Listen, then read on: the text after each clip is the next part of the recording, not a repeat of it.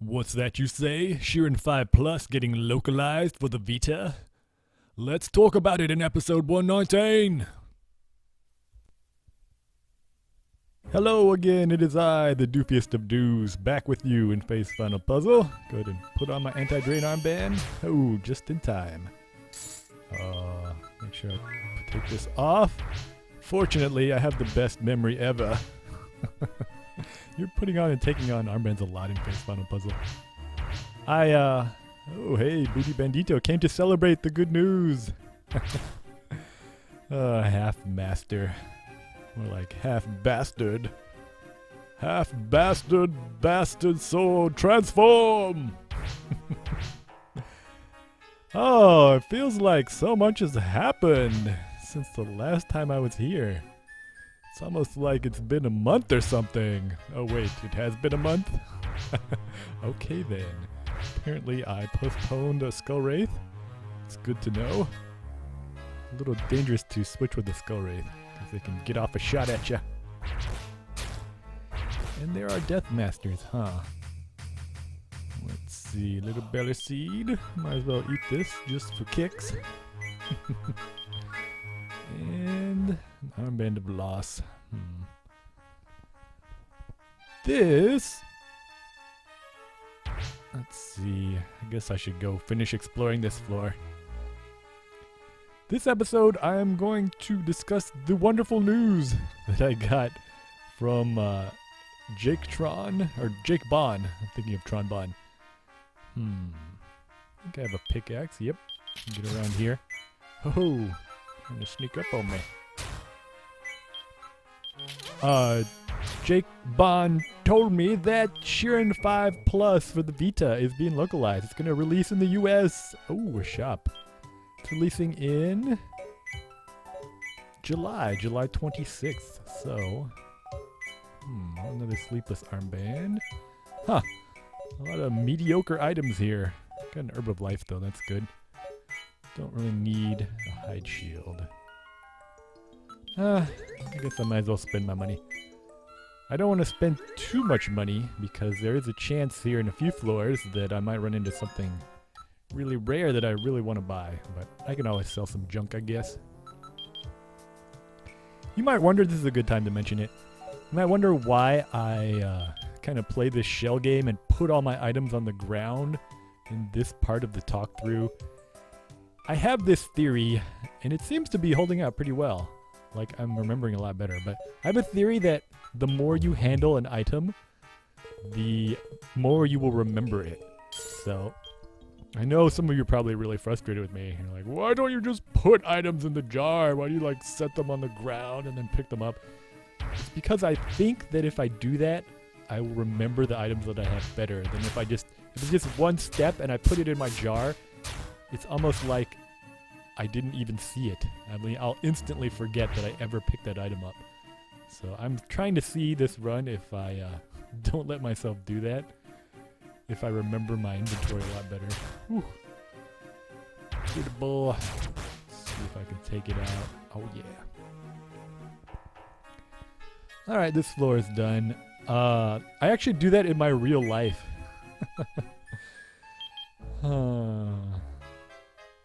See here. I don't know if I just want to switch with it or not. I think I should be able to take it out. It's always an interesting choice when you fight a Skull Wraith or Skull Demon, which armband to equip, the Anti-Drain or the Sleepless. There aren't a lot of enemies left on the floor, so if you put me to sleep, it wouldn't be a huge deal. So I decided to go with the Anti-Drain armband. Skull Demons are pretty powerful. They can actually lower your level by 3 levels. So, I don't know. I'm pretty... Whoa. Alright, whenever you're on the floor with Death Masters, I always forget to do this, but it's a good idea just to, like, walk back and forth a little bit to give them a chance to find you. So, you don't immediately run into a hallway. I'm sure I've said this before. But I have a horrible, horrible memory. So, a lot of times I'll just immediately run in and then get attacked by a couple and be like, oh yeah. Oh. Alright. Just what I was talking about. So, I think I'm just going to weaken it. It's a little dangerous. It's the beginning of the floor, but I think I can take it out. Hopefully there's no one. Ooh! Snot pig. Alright. Should be okay. As long as he doesn't rice ball me. Sweet. Oh! Critable too. That could have been bad. If he had rice balled me, then put me to sleep, and then the critable and snot pig had been attacking, I think they would have killed me. So. Although, the critable wouldn't have been able to get around the skull wraith. So maybe it was okay. I don't know.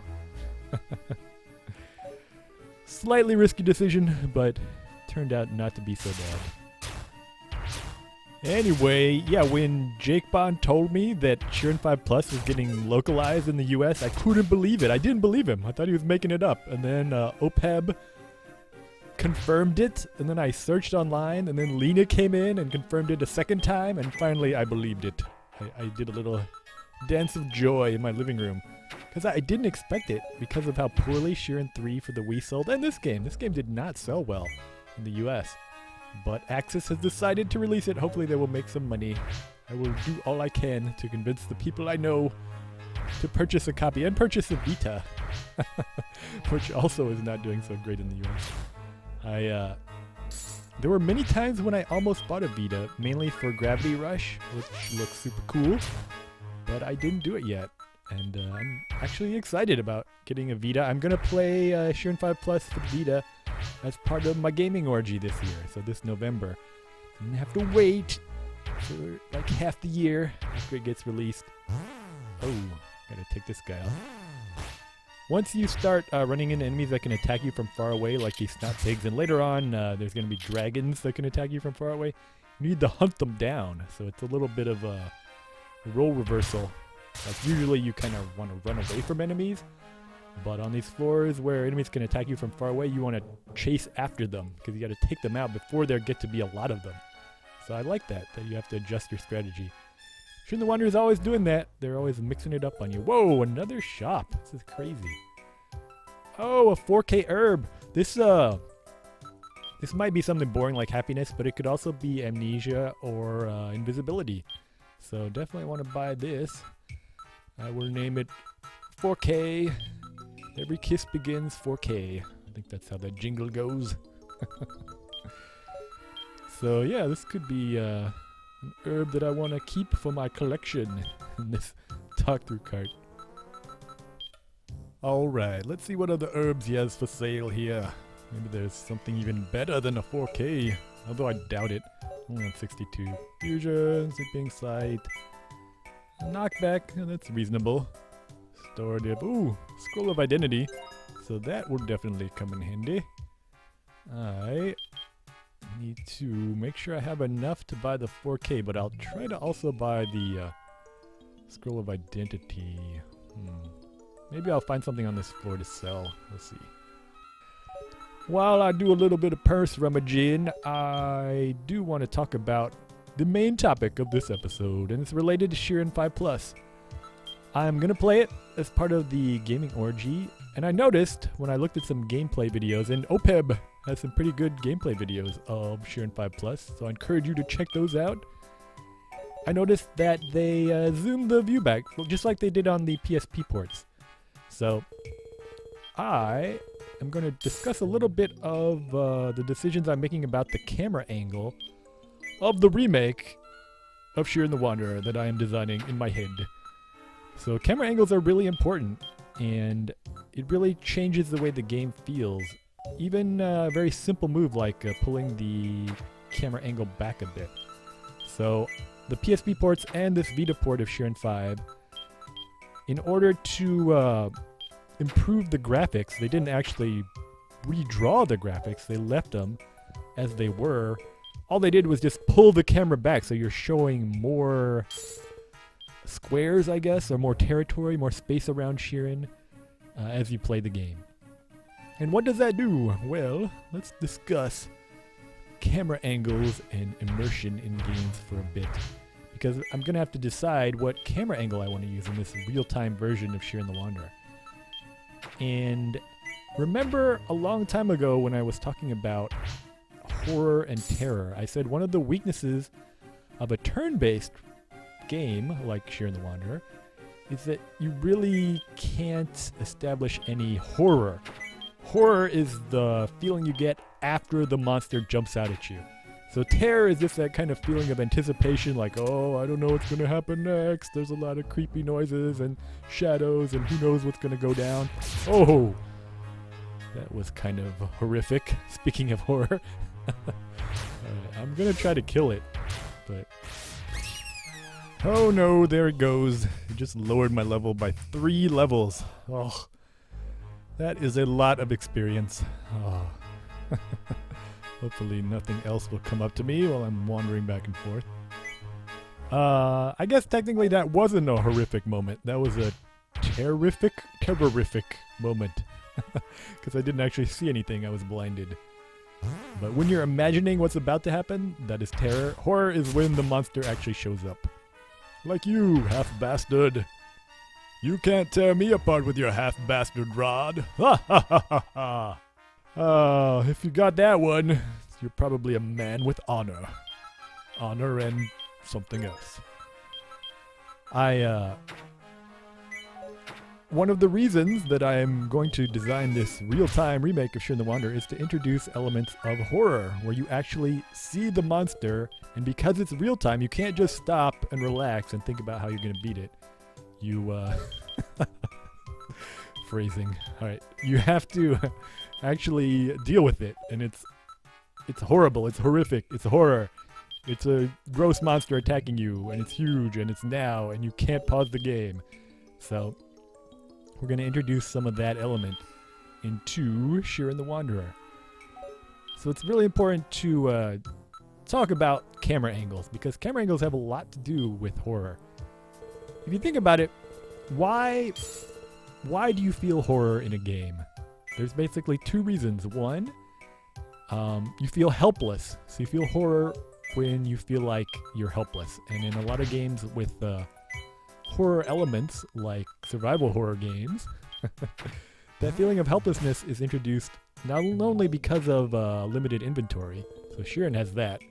Resource management and the feeling that, oh no, if I keep using these items, I'm going to run out of items and I'll be totally helpless. But also because of enemy damage. So there's enemies that do a ton of damage to you, or they can even kill you in one hit. So that introduces a lot of horror. And then the second element, other than feelings of helplessness, and I think, ironically, the horrible control in the early Resident Evils helped contribute to that idea of horror, and also the fixed camera angles. So we're talking about camera angles.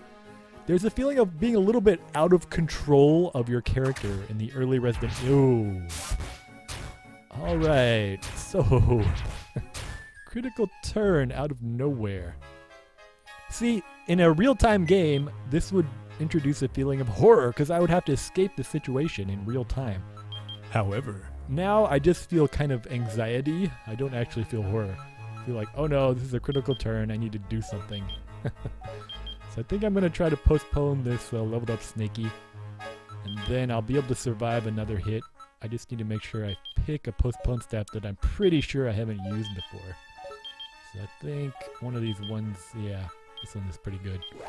Alright, I can survive this, and now press the Cairo, and I'll be good to go. So, because this is a turn-based game, I can just stop and think about what I'm going to do, and I don't really feel my heart rate increase. I just, whoa. Seems like the game is determined to show me it has some horror, but that wasn't horror, Shiren the Wanderer, I'm sorry. Hey! Alright, might as well shoot some arrows, see what I get. Yeah, I got a little jump scare from that tank, not gonna lie, but then I could just stop, because it's turn-based, so there's no real horror until you make it real-time. It would be so funny if this Roid Kitty threw me into a monster house. Sometimes they throw you all the way across the floor into a monster house. But it didn't happen this time. Alright, I can go ahead and stuff some arrows into these jars. Gotta go ahead and make some room. It wastes a lot of turns putting items on the ground like this instead of just sticking things directly into the jar. But, like I say, I think I remember pretty well. when I do this. I do this in my real life too. I put things on the ground that I have to remember to pick up before I leave the house. I literally put them on the carpet in front of the exit to the stairway, just so I don't forget. That's how horrible my memory is. Alright, so I have made a melding jar. I think I'm going to use it. I don't think I have enough space to really... I could make some space, but it doesn't make sense. So I'm going to go ahead and withdraw everything from my precious. So you might think this withdrawal is a little bit premature, but sometimes you get excited. You just got to withdraw. Just calm down a little bit before we put everything back in. So that is what I shall do. I think what I'm going to do is I have some shields. I know I have a walrus shield in my precious. So I will meld that and got one other shield somewhere. Yeah, I think I'll just meld the two shields for my precious. And then I'm going to have a shield that's just about strong enough to carry me through the entire game. So this, I don't know if I'll have to break them up, open my precious later or not. But I'm looking pretty good here. I think, yeah, the walrus shield and the iron shield, they got a +9. So I'll have a +9 to my shield, plus I'll have protection from stealing. So that shield is good enough to carry you through the entire dungeon. I don't know. We'll see once I get further on if I get scared or not. Scroll of identity. I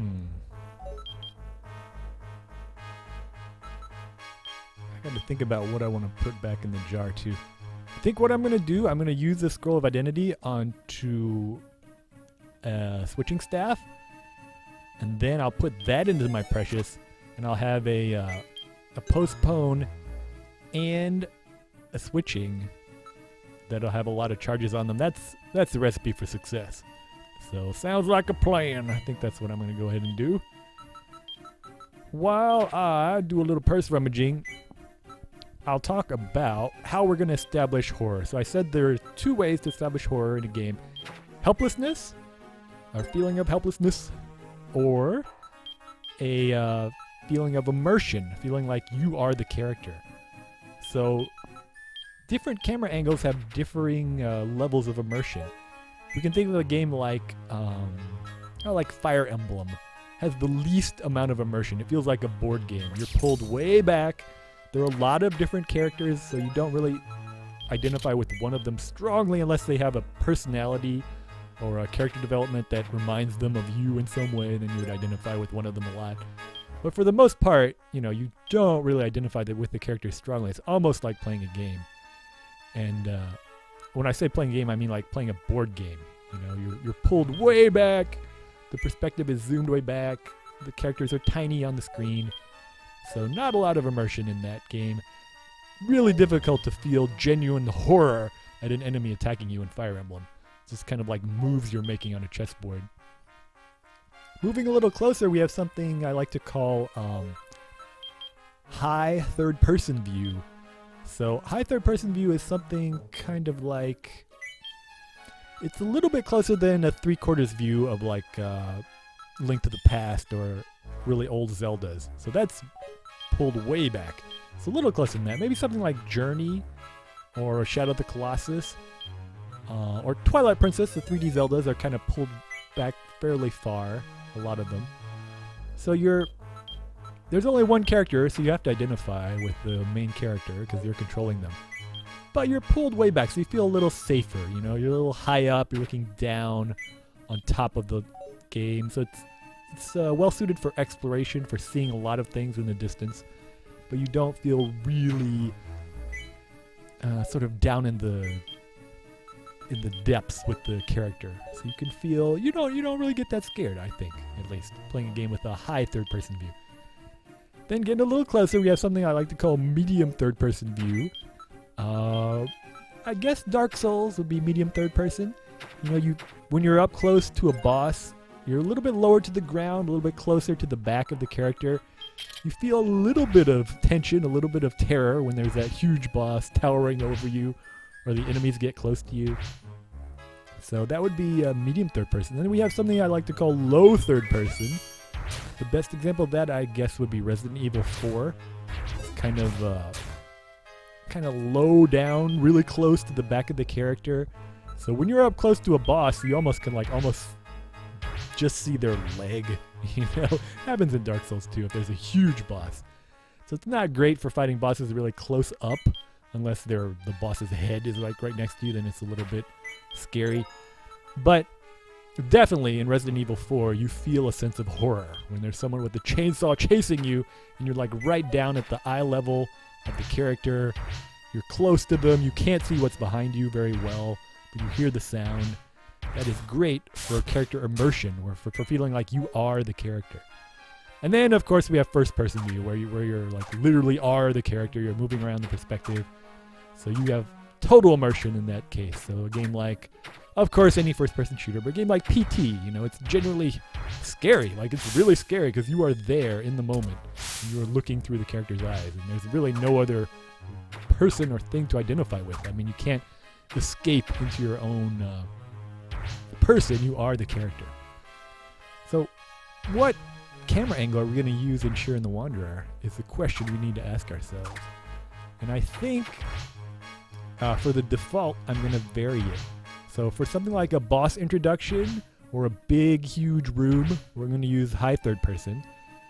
The default for just being in a normal room like this will be medium third person.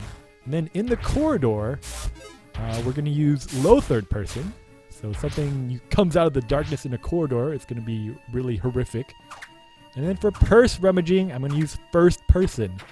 So purse rummaging in this game, remember, it's a real-time game. If you ever played Zombie U, you know real-time purse rummaging is kind of tense and stressful. Going to use first person view for that. And we're going to have to reduce the number of items in the inventory because it's not practical to look through a ton of different items when you're playing first person. Let's see. Whoa! Alright, I'm over 20 minutes. I'm going to save behind this slumbering Rhinodillo. Next episode, I'll talk about the advantages of different camera angles, and we'll get into graphics and graphical style. So I will see you next time. It won't be a month, I promise. Bye-bye! Do you want to know the difference between a melding jar and a jar that has strength? A melding jar you just use right away. A jar with strength, you stuff to the brim. And the jar fills up the space of all the potential power of the items, to the point that if you walked into a house full of monsters, nothing but you is walking out. Half-bastard, bastard soul, transform!